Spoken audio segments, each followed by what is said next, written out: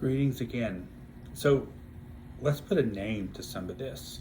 All right, what I'm talking about right now, all right, the topic of this lecture is the division of labor. All right, so economists use the phrase the division of labor, all right, to describe the phenomenon of people sorting into these jobs. All right, just like we've been discussing. All right, so we have the division of labor. Sort of the implication of the division of labor is that we will specialize in certain things. All right, so I teach economics. All right, what I consume in my life is much broader.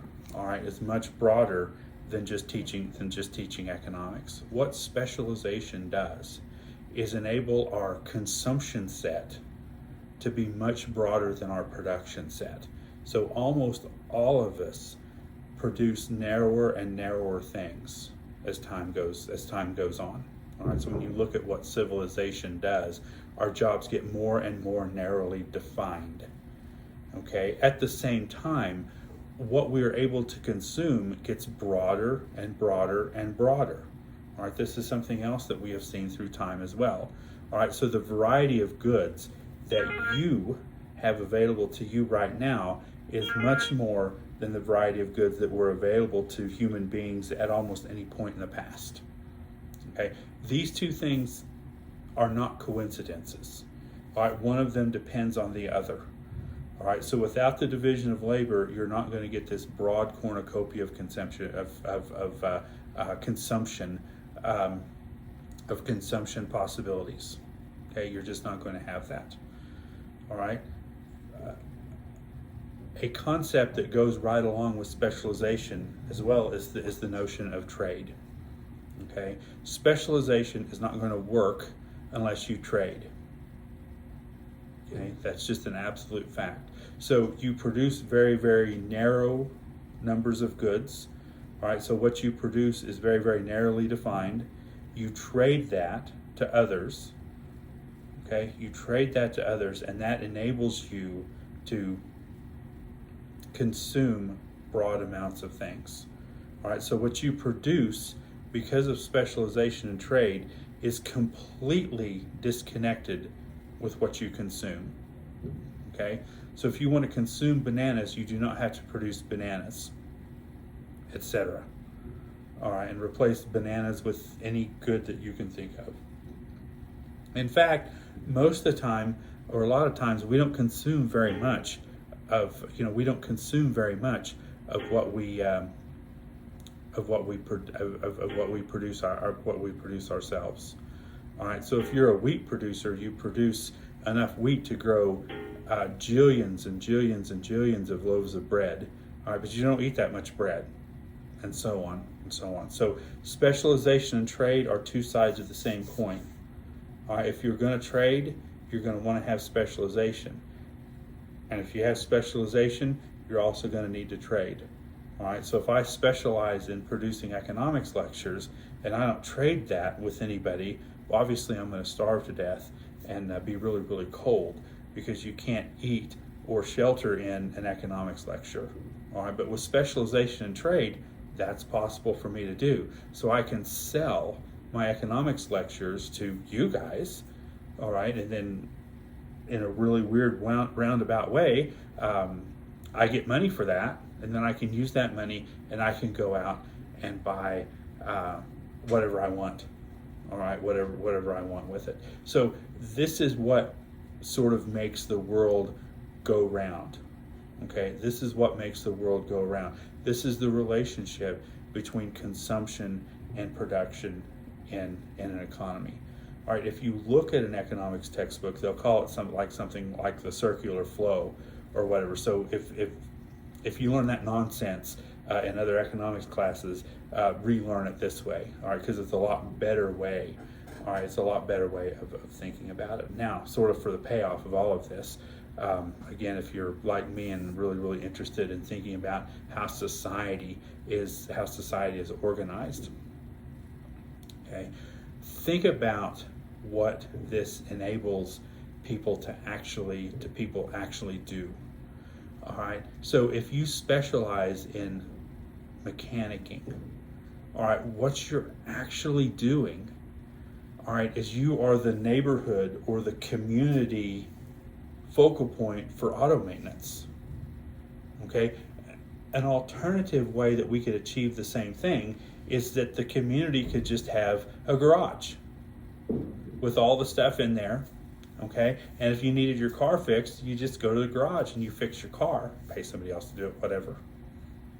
Okay, what I want you to realize is that when you go to the actual mechanic, when you go to the actual garage, you're doing that. That is exactly what you are doing. All right, businesses, large and small, businesses are society's way, are the community's way of sharing these resources and taking advantage of specialization in trade, the division of labor, all right, in order to achieve better ends for all of us. All right, think about, mowing a lawn. When we mow lawns, all right, most people go for one or the other. So there's like two extremes when you mow the lawn. You can either mow your own lawn with your own lawnmower, okay, or you can have a service come and do it for you. Okay, so think about those two extremes and let me walk you through a couple of scenarios. All right, so let's just say, for instance, that me and my neighbors think, gosh, if we went together, we could buy a really good lawnmower. We could buy really good lawn equipment, all right, and we can work out who stores it and stuff like that. But let's go together and let's buy it, okay?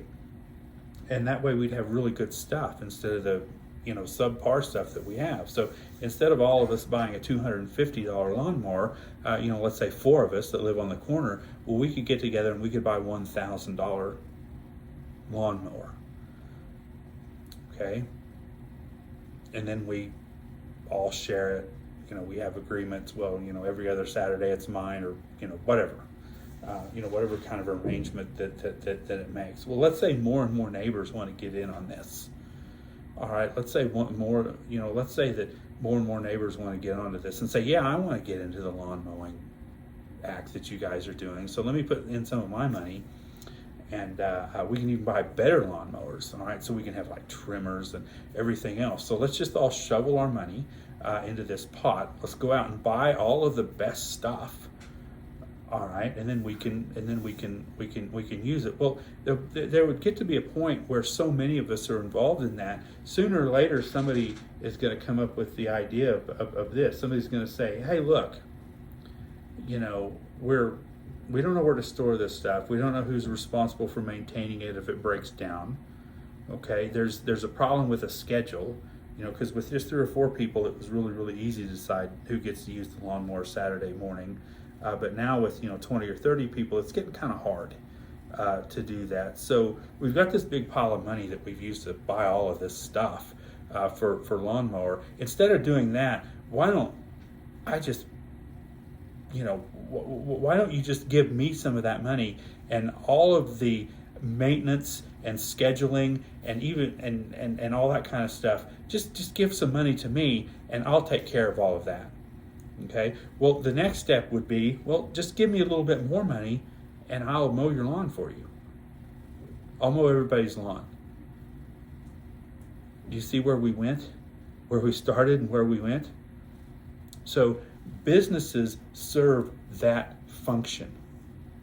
Okay, they are focal points to take advantage of community action when the community is too big to do that themselves. Okay, these are kind of out of style now. They were very, very common when I was a student. I was always going to Kinko's, which was a place that had copy machines and stuff like that, and you'd go to Kinko's and you'd make copies of your paper and print stuff out and do all that kind of stuff. So they're kind of unnecessary now, but what Kinko's was, it was just a way for all of us to share a really, really fancy copy machine. Okay, so instead of actually having to buy a copy machine that costs several $1,000s, all right, I just go there and I'd pay the owner of that machine a little bit of money, and I'd use it whenever. Okay, there are other ways that you can think about this too, and this is kind of an interesting thing that happened to me with the pandemic. I may have mentioned this in class last week, but a grocery store is really like a pantry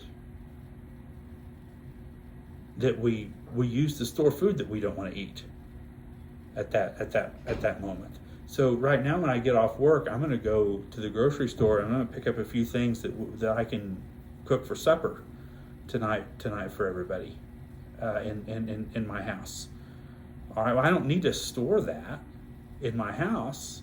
I can just go across the street from my office and pick it up on my way home. So I'm using United Supermarkets as not only as the obvious place where I buy food, I also use it as a pantry. And the reason I thought of it like this is because of how my behavior changed a couple of years ago when the pandemic started. It used to not be a big deal for me to have to go to the grocery store 3 or 4 times a week, right? So if I'm missing one thing, if I want to cook something that includes eggs and I don't have any eggs, I just run to the store and get eggs. Okay, and I didn't have to think very hard. I didn't have to have any kind of provisions that were very elaborate to store food in my house because I knew that United was serving as my pantry for all intensive purposes. Well, when the pandemic hit and it was raging through us April and May of 2020, almost 2 years ago.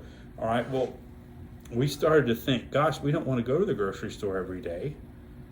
I want to go there. There were a couple of months in spring of 2020 and December of 2020 where I just went to the grocery store every 2 weeks. All right, so that caused me to very, very carefully think about what I needed to buy. And I'd go and I'd make one trip and I'd end up spending several $100s, and I'd load all the stuff in my car and bring it home. Well, to sort of facilitate that, I bought another fridge, put a fridge in my garage, and that's where I stored 2 weeks worth of food. Not something I do right now. I don't do that anymore, so I've still got the fridge in my garage, and I mainly just put water and pop in it right now. I don't store a lot of food in it. Okay, if the pandemic keeps raging again and I want to limit my trips to the grocery store, I'll start using that fridge for more extensive food use instead of just water and pop or whatever else I have in there that is sort of almost frivolous, right? So there's a trade-off that I had there. I could either buy my own fridge and store my own food, or I could use United's inventory as my pantry, as my fridge. Okay? So when you think about specialization and trade to the fullest extent possible, all right, your mind will go down all of these paths, and you'll see the social organization that we have when we basically deal with strangers, which is what we talked about last week as sort of a starting point for this entire discussion. All right, we deal with strangers, and society organizes itself along the division of labor, along specialization, and along trading with one another. Okay, so email me with any questions that you have. I want to remind you here at the end, for those of you that lasted to the end, and I'll announce this in an email too, so even if you aren't able to watch this or don't watch this for whatever reason, you'll still get my email. You will have your first set of assignments that I will put up on Wednesday of this week. So thank you very much for your attention, and if all goes well, I will be in class as normal next week. All right, have a good day. Have a good time. Bye-bye.